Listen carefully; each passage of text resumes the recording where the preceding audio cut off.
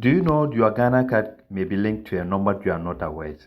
Yes, I'm going to tell you what to do and then the action to take to detect that. So let's get in any network you are using. Dial *402 *1 as then choose your preferred network you want to use to check this, and type option 1.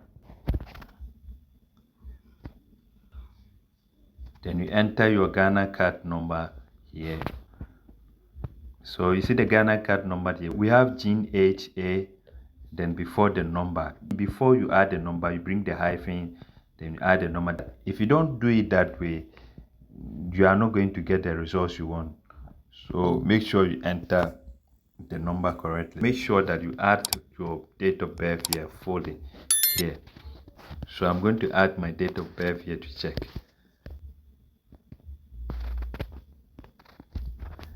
Okay, so once you entered your date of birth, they will send you the message with 402.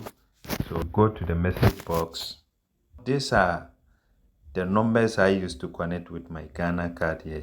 Here, this is the MTN lines I use to connect with my Ghana card here. And this is the Telecel I use to connect my Ghana card here. So if you find any number here that your Ghana card have been linked with that you are not aware of, or you don't have any ideas about how they were able to use your Ghana card to link that number, you go to the particular network. If it is MTN, you visit their office and then they will dislink it from you. If not, because now the regulation has become tighter now. Somebody can use your Ghana card to link with numbers that you are not aware. So make sure you visit the nearby network provider, then ask them to unlink it or disconnect it from you. So make sure you do this so that you won't be able to, many of us have used our Ghana card for so many things. Maybe you have been linked your Ghana card with bank accounts. Some use it to link with other document, important document. So make sure that nobody use your Ghana card to link with numbers that you are not aware.